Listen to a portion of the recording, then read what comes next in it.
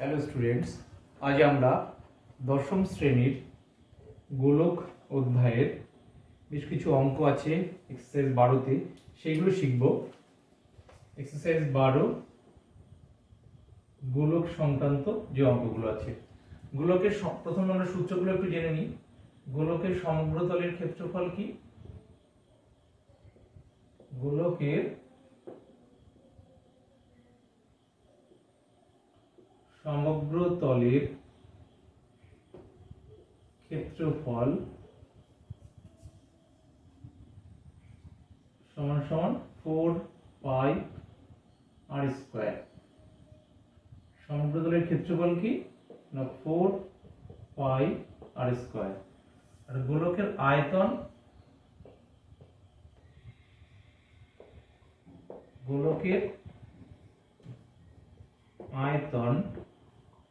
সমান সমান 4/3 পাই আর কিউব। এটা হচ্ছে সমগ্র তলের ক্ষেত্রফল প্রথমটা, আর দ্বিতীয়টা হচ্ছে গোলকের আয়তন। এই দুটো সূত্রকে কাজে লাগিয়েই আমরা সমস্ত অঙ্ক এই 12 অধ্যায়ে করতে পারবো। 12 অধ্যায়ের 8 দাগের অঙ্কটা আমরা করছি। 8 দাগের অঙ্কে কি বলছে যে একটি নিরেট সীসার গোলকের ব্যাসের দৈর্ঘ্য 14 সেমি। তাহলে সীসার গোলকের ব্যাসের দৈর্ঘ্য 14 সেমি দেওয়া আছে। তাহলে সীসার গোলকের ব্যাসার্ধ আমরা বের করে নিই।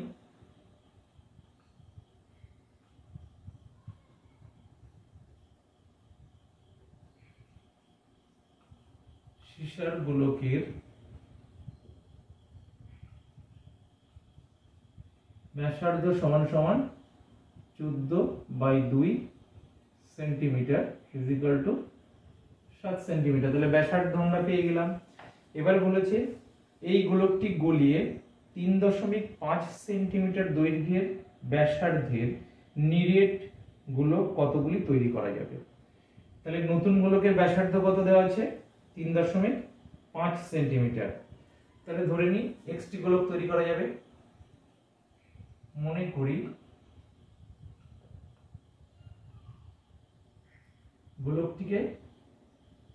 সীসার গোলকটিকে গলিয়ে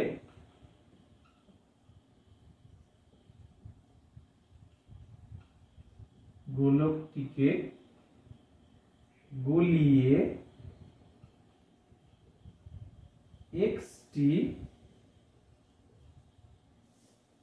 3.5 সেমি ব্যাসার্ধের গোলক তৈরি করা যাবে।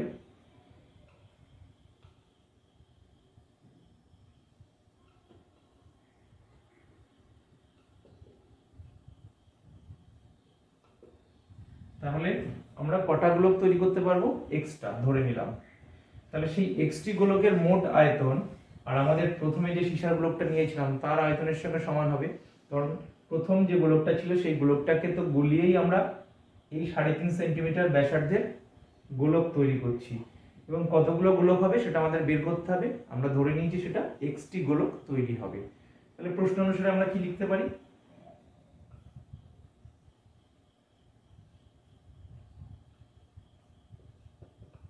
এক্সটি গোলকের আয়তন x ইনটু একটা গোলকের আয়তনের সূত্র কি না 4/3 পাই আর কিউব। এখানে r এর মান কত না 3.5 তার কিউব। তাহলে এক্সটি গোলকের আয়তন x দিয়ে সেই জন্য গুণ করেছি। এবার মূল গোলকের আয়তনের সঙ্গে সেটা সমান হবে। মূল গোলকের আয়তন 4/3 পাই আর কিউব। r এর মান কত না 7 এর কিউব। x সমান সমান কত আসবে? দুদিক থেকে দেখো 4/3 আর পাই কেটে যাবে। তাহলে ওইদিকে আছে কত? 7 এর কিউব, অর্থাৎ 7 ইন্টু 7 ইন্টু 7। কিউবটাকে 3টে 7-এর গুণফল আকারে লিখলাম। আর এদিক থেকে 3.5 নিচে চলে যাবে। 3.5 তার হোল কিউব, অর্থাৎ 3.5 আমাদের 3টে, এই 3টেকে গুণ আকারে লিখলাম। হোল কিউব মানে 3টে 3.5 বা 3.5 এর গুণফল। দশমিক গুলোকে তুলে দিই, দিয়ে 10 লিখি উপরে। 5 7 35, 5 2 10, 5 7 35 5 দুগুণ 10, 5 7 35, 5 দুগুণ 10, তাহলে কত আসলো? 2 দুগুণ 4, 4 দুগুণ 8, তাহলে x কত হলো? 8টি। তাহলে কটি গোলক তৈরি করা যাবে বলেছে? 3.5 সেমি দৈর্ঘ্যের ব্যাসার্ধের কতগুলি নিরেট গোলক তৈরি করা যাবে? উত্তর লিখে দিই তাহলে। অতএব 3.5 সেমি ব্যাসার্ধের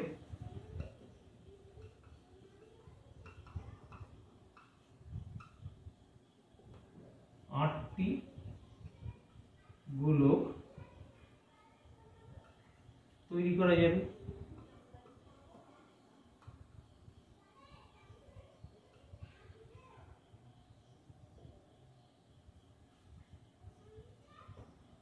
তাহলে 3.5 সেমি ব্যাসার্ধের 8টি গোলক তৈরি করা যাবে।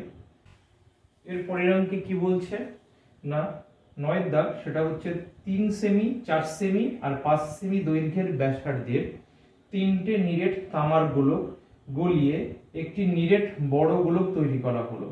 বড় গোলকটির ব্যাসার্ধের দৈর্ঘ্য হিসাব করে লিখতে হবে।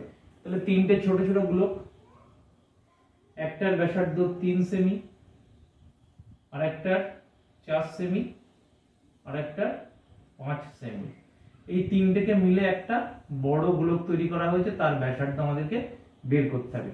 তাহলে আমরা এখানে ধরে নিই, মনে করি আমাদের বড় গোলকটির ব্যাসার্ধ, বড় গোলকটির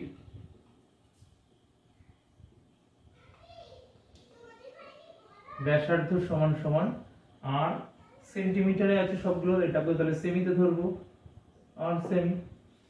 3টে গোলক গলিয়ে আমাদের সব থেকে বড় যে গোলকটা হচ্ছে সেটা তৈরি করা হয়েছে। তাহলে প্রশ্ন অনুসারে কি হতে পারে?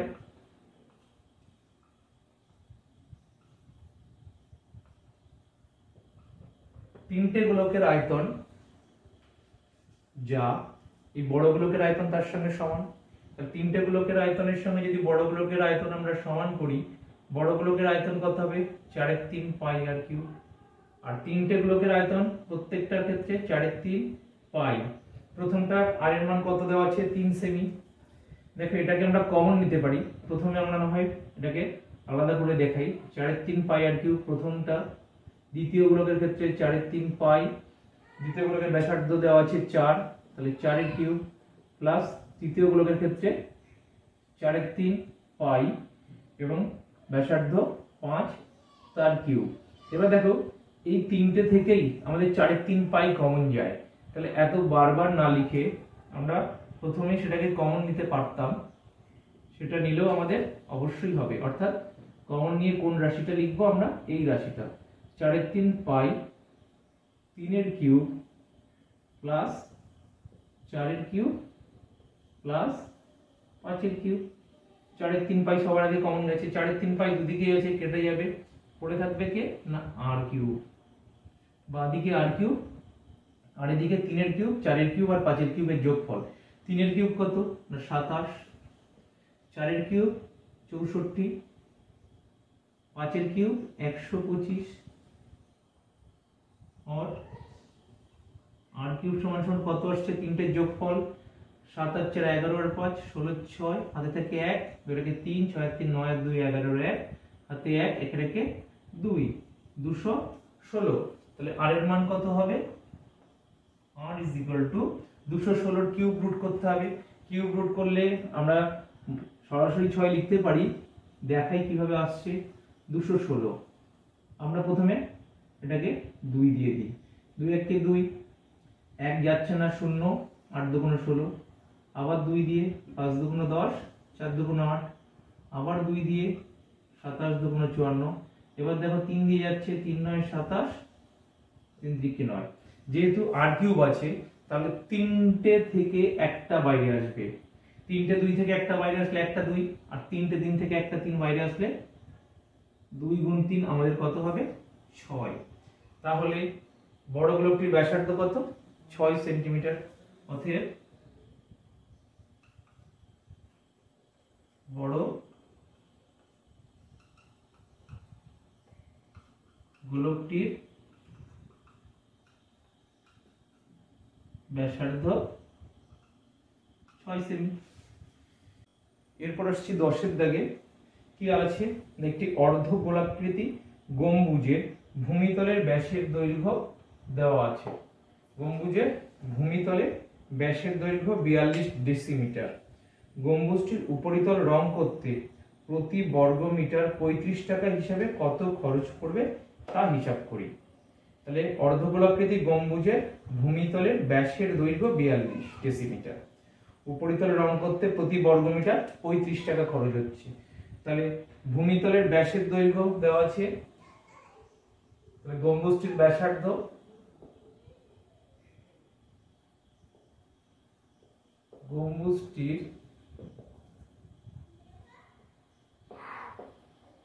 ভূমির ব্যাসার্ধ কত হবে, দেওয়া আছে 42 ডেসিমিটার ব্যাস। তাহলে 42/2 সমান সমান 21 ডেসিমিটার। 21 ডেসিমিটার থেকে আমরা যদি মিটারে চলে যাই কি হবে, 2.1 মিটার 10 দিয়ে ভাগ করতে হবে। মিটার তারপর ডেসিমিটার, এক ঘর এগিয়ে আসলে বাদিকে আমরা 10 দিয়ে ভাগ করতে হয়। গম্বুজটির উপরিতল রং করতে প্রতি বর্গ মিটারে 35 টাকা খরচ হয়েছে। গম্বুজটা যদি এরকম হয়, তার উপরিতল রং করতে আমাদের প্রতি বর্গ মিটারে 35 টাকা হিসেবে খরচ হয়েছে। তাহলে গম্বুজটির উপরিতলের ক্ষেত্রফল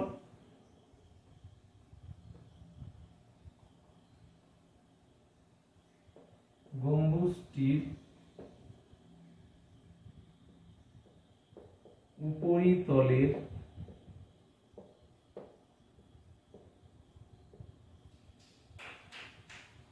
ক্ষেত্রফল, এটা একটা অর্ধগোলক। অর্ধগোলকের ক্ষেত্রফল কি হবে, আমরা জানি গোলকের ক্ষেত্রফল কি, গোলকের ক্ষেত্রফল 4πr²। অর্ধগোলকের ক্ষেত্রফল 2 দিয়ে ভাগ করলে হয়ে যাবে 2πr²।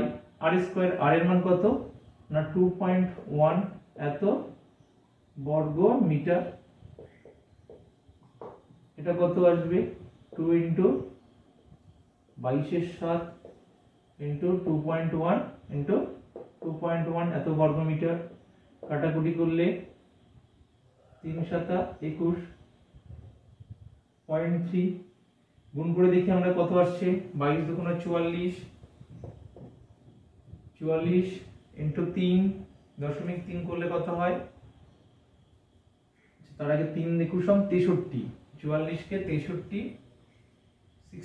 63 দশমিক কভার আগে 12.63 দিয়ে গুণ করতে হবে। 3 × 4 = 12, 2 হাতে থেকে 1, 3 × 4 = 12, 1 13, 4 × 6 = 24, 4 হাতে থেকে 2, 4 × 6 = 24 আর 2 26, 2 4 আর 3 7, 6 1 7, 2 2772 দশমিক দুটোর পর 27.72 বর্গ মিটার। এটা হচ্ছে আমাদের গম্বুজটির উপরিতলের ক্ষেত্রফল। তাহলে গম্বুজটি রং করতে কত খরচ হবে, প্রতি বর্গ মিটারে 35 টাকা বলেছে। অতএব গম্বুজটির উপরিতল রং করতে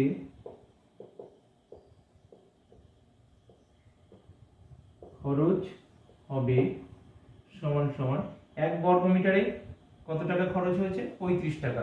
তাহলে এত বর্গ মিটারে কত, 27.72, তাকে 35 দিয়ে গুণ করতে হবে। 1 বর্গ মিটারের জন্য 35 টাকা, তাহলে 27.72 বর্গ মিটারের জন্য কত টাকা আমাদের এখান থেকে বার করতে হবে।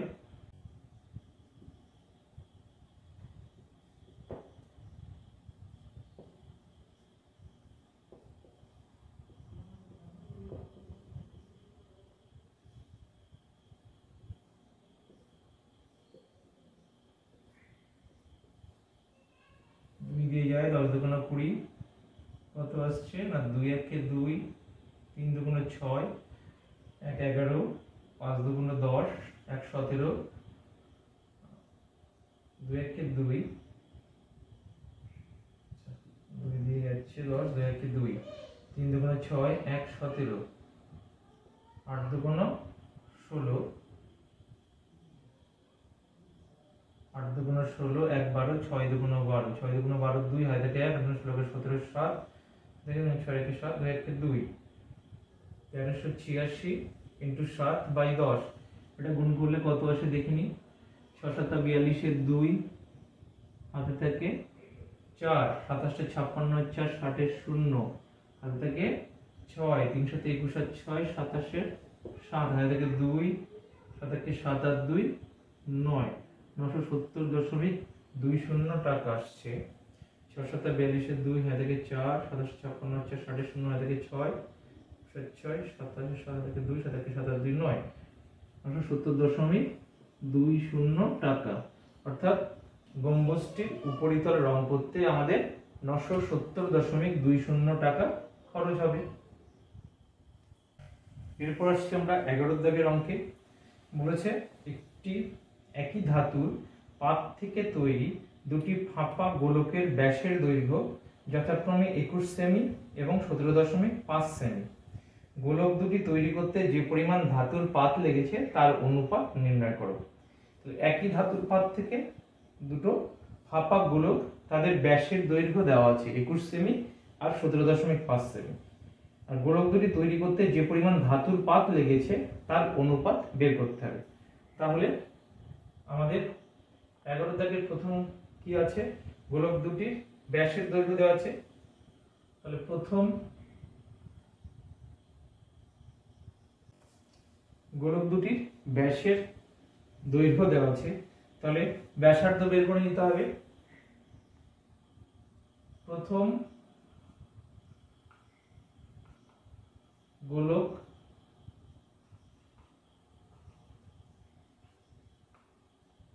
গোলকটির ব্যাসার্ধ R1 ধরে নিই। R1 সমান কত দেওয়া আছে, ব্যাস 21 সেমি, তাহলে ব্যাসার্ধ হবে 21/2 সেন্টিমিটার। দ্বিতীয় গোলকটির ব্যাসার্ধ আমরা R2 ধরে নিচ্ছি, সেটা দেওয়া আছে 17.5/2, অর্থাৎ ব্যাস দেওয়া আছে 17.5, তার অর্ধেক হবে ব্যাসার্ধ। গোলক দুটি তৈরি করতে যে পরিমাণ ধাতুর পাত লেগেছে তার অনুপাত নির্ণয় করতে হবে। গোলক দুটো তৈরি করতে যে পরিমাণ ধাতুর পাত, অর্থাৎ আমাদের এই যে গোলক, তার জন্য যে পাত লেগেছে আমাদের আউটার সারফেস অর্থাৎ বাইরের পোর্শনটা তৈরি করতে, অর্থাৎ ফুটবলের বাইরের আবরণটা তৈরি করতে যে পরিমাণ পাত লেগেছে সেই পাতের ক্ষেত্রফলের অনুপাত বের করতে হবে। সেটাই আমাদের এখানে চেয়েছে, যে পরিমাণ ধাতুর পাত লেগেছে তার অনুপাত। তাহলে প্রথম গোলকের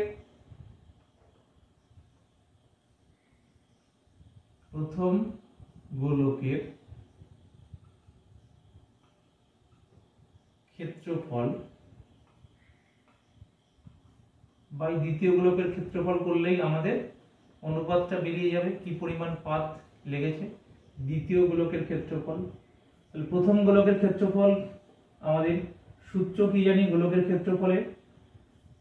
ক্ষেত্রফলের সূত্র হচ্ছে 4πr², আর কত না 21/2 তার স্কয়ার।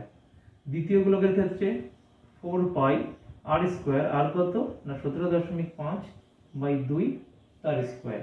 তাহলে 4π কেটে যাচ্ছে, উপরে আছে 21 তার স্কয়ার, নিচে দুটো 2 চলে আসবে, আর নিচের এই 2 দুটো উল্টে গিয়ে গুণ হয়ে উপরে যাবে, আর নিচে থাকবে 17.5 ইন্টু 17.5, কারণ এটা 17.5 এর স্কয়ার ছিল, দুটো ভেঙে লিখে দিলাম। 21 উপরে স্কয়ার ছিল, তাই দুটো 21 হয়ে গেল। দশমিকটা তুলে উপরে 10, এর জন্য আর একটা 10, এই 2 কেটে গেল। আমাদের 21, 3 7 21, 7 দুগুণ 14, 3 35, 5 7 35, এটাও 3 7 21, 7 দুগুণ 14, 3 35, 5 7 35। এবার 25 কি হচ্ছে না 5 5 25, 5 দুগুণ 10। তাহলে আমাদের কত আসছে উপরে 3 3 9, 4 9 36, আর নিচে কত আসছে 25, 3 3 9, 9 দুগুণ 18, 18 দুগুণ 36, আর নিচে শুধু 25। তাহলে গোলক দুটো যে পাত দিয়ে তৈরি সেই পাতের অনুপাত আমরা পেয়ে গেলাম 36:25। চেয়েছে কি না গোলক দুটি তৈরি করতে যে পরিমাণ ধাতুর পাত লেগেছে তার অনুপাত। তাহলে উত্তর কি হবে? অতএব গোলক দুটি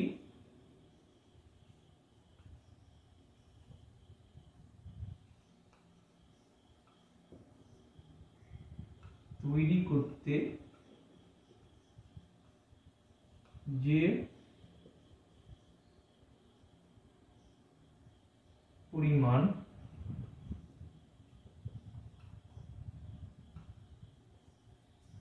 পাত লেগেছে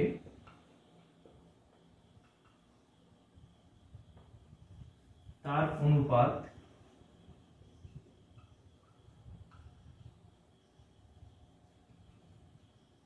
সমান সমান 36:25। এটাই আমাদের উত্তর। এরপর আসছি আমরা 12 দাগের অঙ্কে। 12 দাগের অঙ্কে কি বলেছে, একটি ধাতব গোলকের উপরিতল এমন ভাবে কেটে নেওয়া হলো যে নতুন গোলকের বক্রতলের ক্ষেত্রফল আগের গোলকের ঠিক অর্ধেক হয়। নতুন গোলকের বক্রতলের ক্ষেত্রফল আগের গোলকের ঠিক অর্ধেক হয়। কেটে নেওয়া অংশের আয়তনের সঙ্গে অবশিষ্ট নতুন গোলকের আয়তনের অনুপাত নির্ণয় করতে হবে। তাহলে ধাতব গোলকের উপরিতল এমন ভাবে কেটে নেওয়া হয়েছে, সেই গোলকটার ব্যাসার্ধ ধরে নিই। মনে করি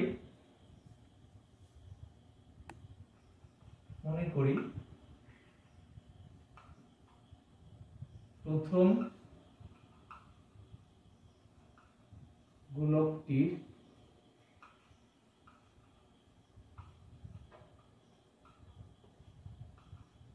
ব্যাসার্ধ সমান সমান r1, আর নতুন গোলক তার ব্যাসার্ধ এবং নতুন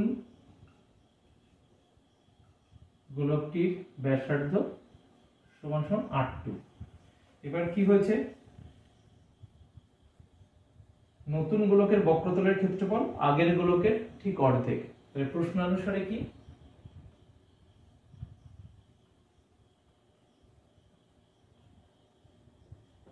নতুন গোলকের বক্রতলের ক্ষেত্রফল, নতুন গোলকের বক্রতলের ক্ষেত্রফল কি না 4πr², কারণ 4πr² হচ্ছে বক্রতলের ক্ষেত্রফল গোলকের।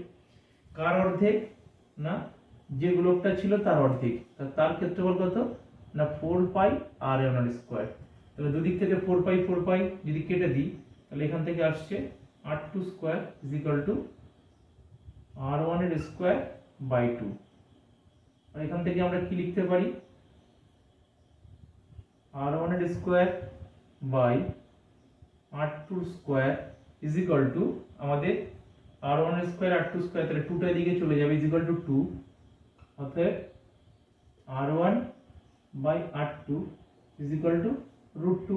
যেহেতু ব্যাসার্ধ তাই পজিটিভ মানই হবে, নেগেটিভ মান হবে না। তাহলে r1/r2 অনুপাত আমরা পেয়ে গেলাম।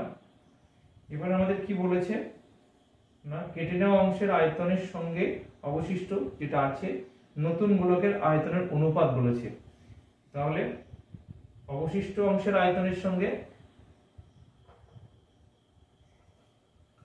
অবশিষ্ট অংশের আয়তন বাই নতুন গোলকের আয়তন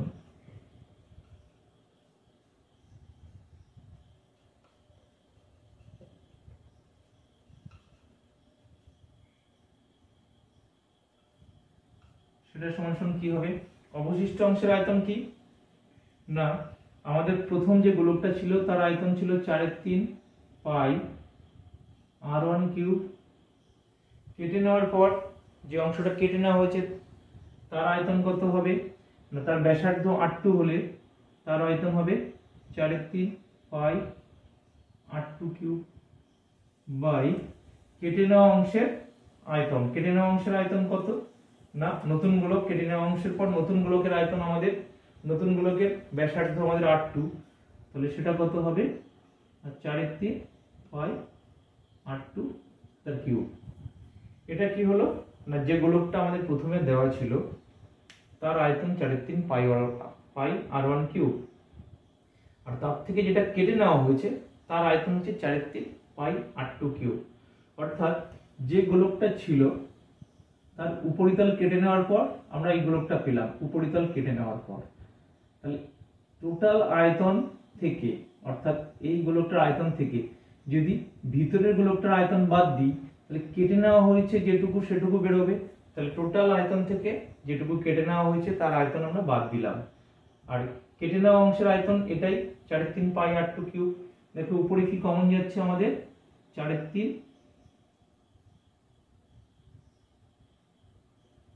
উপরে আমাদের কমন যাচ্ছে 4/3 পাই থাকছে r1 cube minus r2 cube. নিচেও কি আছে না 4/3 পাই r2 তার কিউব। 4/3 পাই কেটে গেল, তাহলে এখানে কি থাকছে r1 বাই r2 তার cube, r1 cube by r2 তার cube minus r2 cube by r2 cube ভাগ করলে কত হয় 1। r1 বাই r2 তার মান কত √2, তাহলে এই r1 বাই r2 এর মান √2 তার হোল কিউব হবে। তাহলে কি আসছে আমরা উপরের লাইনটা লিখি,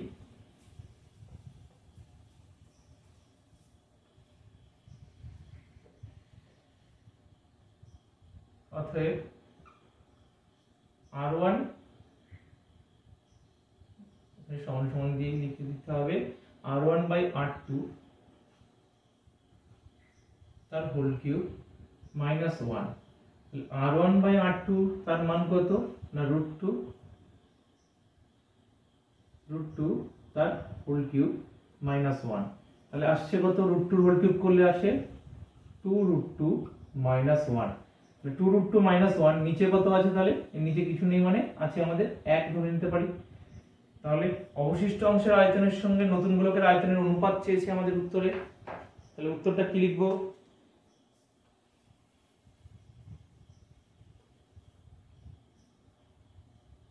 অতএব অবশিষ্ট অংশের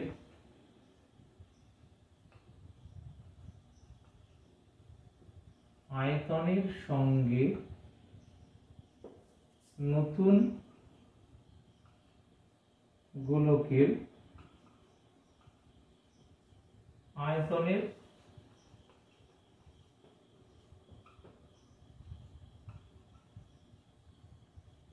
অনুপাত √2 মাইনাস 1:1। এটি আমাদের উত্তর। এরপরে 13 দাগের অঙ্ক কি বলছে, 13 দাগের অঙ্ক বলছে না 14 সেমি দৈর্ঘ্যের ব্যাসার্ধ বিশিষ্ট একটি ভূ গোলকের অক্ষটির বক্রতলে 0.7 সেমি দৈর্ঘ্যের ব্যাসার্ধ বিশিষ্ট দুটি বৃত্তাকার ছিদ্র করা হয়েছে। ভূগোলকটির গোলাকার অংশের ধাতব পাতের ক্ষেত্রফল হিসাব করতে বলেছে। তাহলে আমাদের এই ভূগোলক ধরে নিলাম, তার উপরে এখানটা একটা ছিদ্র আর এখানটা একটা ছিদ্র করা হয়েছে, নিশ্চয়ই এগুলো গোলাকার হবে, অর্থাৎ ফুটবলে যেমন ছোট ছোট চাকতি মতো করা থাকে বিভিন্ন কালারের। তাহলে এই পিঠে একটা ওইরকম চাকতি, নিচের পিঠেও ঠিক একই রকম বা আর একটা জায়গায়। এই দুটো জায়গার ক্ষেত্রফল বাদ দিয়ে বাকি যে পাত লেগেছে সেই পাতের ক্ষেত্রফল আমাদের বের করতে বলেছে। তাহলে 14 সেমি দৈর্ঘ্যের ব্যাসার্ধ বিশিষ্ট ভূগোলকটি আমাদের বক্রতলের ক্ষেত্রফল বের করতে হবে। তাহলে ভূগোলকটির ব্যাসার্ধ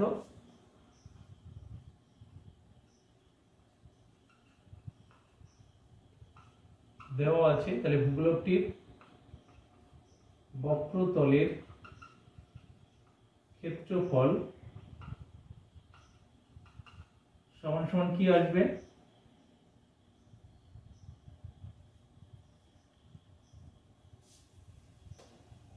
4 পাই আর স্কোয়ার, তাহলে 4 ইন্টু পাই এর মান 22/7 ইন্টু আর এর মান কত দেওয়া আছে আমাদের এখানে 14 সেমি দৈর্ঘ্যের ব্যাসার্ধ, তাহলে 14 ইন্টু 14 হবে,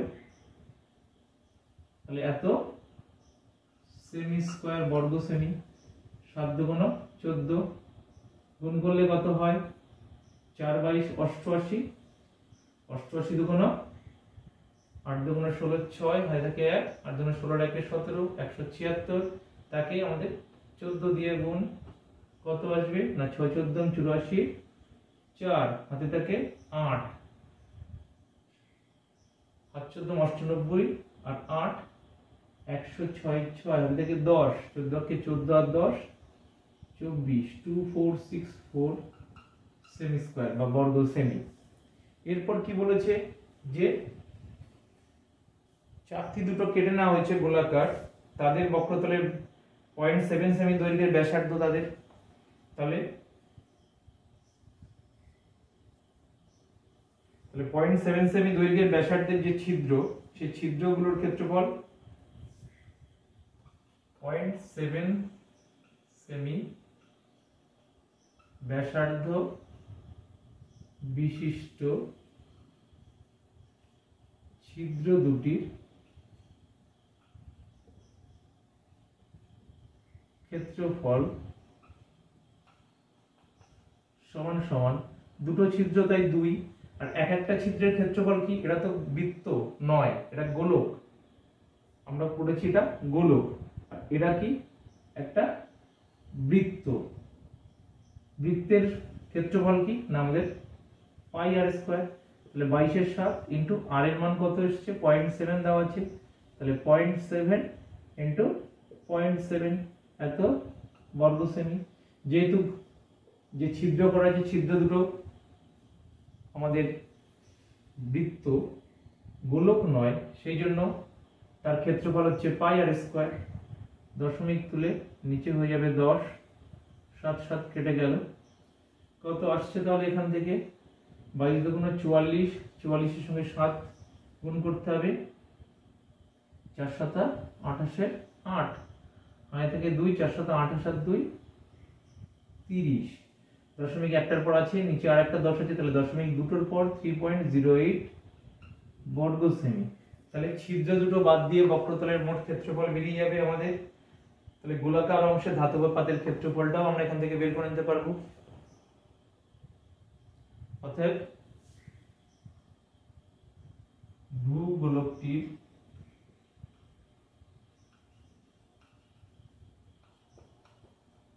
গোলাকার অংশের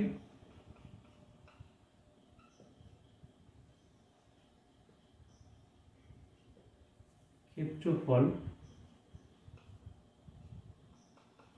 সমান সমান কি হবে, টোটাল ক্ষেত্রফল থেকে এই ছিদ্র দুটোর ক্ষেত্রফল বাদ যাবে, টোটাল ক্ষেত্রফল কত না 2464, তার থেকে বাদ যাবে 3.08, টোটাল এত বর্গ সেন্টিমিটার, বিয়োগ করলে কত আসবে 8 আর কত হলে 10, 2 হলে হাতে থেকে 1, 1 আর 9 হলে 10, 3 আর 4, 4 এ 4 মিলে গেলে 0, তাহলে আসছে আমাদের 2460.92 বর্গ সেমি।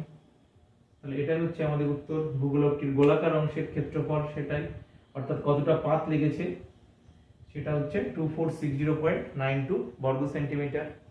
এরপর আসছে আমরা 14 দাগের অঙ্ক।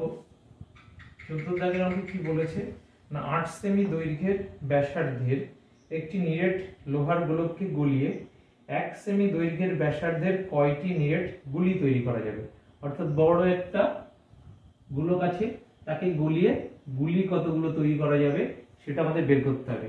তাহলে ধরে নিই মনে করি x টি গুলি তৈরি করা যাবে, মনে করি x টি গুলি তৈরি করা যাবে,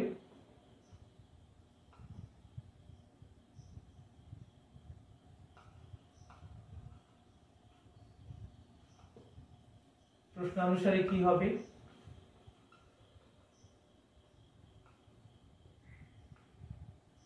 x টি গুলির মোট আয়তন, এই x টি গুলির মোট আয়তন বড় গোলকটার আয়তনের সঙ্গে সমান হবে, তাহলে x সংখ্যকগুলি এক একটা গুলির আয়তন কত 4/3 পাই r1 কিউব। ছোট গোলকটার ব্যাসার্ধ দেওয়া আছে আমাদের কত না 1 সেমি, তাহলে 4/3 পাই ইনটু 1 কিউব। আর বড় গোলকটার ব্যাসার্ধ দেওয়া আছে 4/3 পাই, বড় গোলকের ব্যাসার্ধ কত 8 সেমি, তাহলে 4/3 পাই ইনটু 8 কিউব। দুই দিক থেকে 4/3 পাই 4/3 পাই কেটে যাবে, তাহলে x কত হবে 1 কিউব মানে 1, কিছু লেখারই দরকার নেই, তাহলে এদিকে থাকবে 8 কিউব, অর্থাৎ 3টে 8 গুণফল কত আসবে, 3টে 8 গুণফল 8 8 64, 4 8 32 2 হয় থেকে 3 6 48 আর 3 51 512। অতএব 1 সেমি ব্যাসার্ধের 512টা গুলি তৈরি করা যাবে। 1 সেমি ব্যাসার্ধের 512টি গুলি তৈরি করা যাবে। তাহলে আমাদের 12 অনুশীলনীর শেষের দিকের অঙ্কগুলো আমরা করে দিলাম। এছাড়াও যদি কোনো অঙ্কে কারো অসুবিধা থাকে অবশ্যই কমেন্টসে জানাবে, নেক্সট সেশনে আমরা সেটাকে সলভ করে দেব। নেক্সট সেশন যখন শুরু হবে আমরা সেই কমেন্টসগুলোকে আগে দেখে নিয়ে সেগুলোকে সলভ করে দেবো আমি।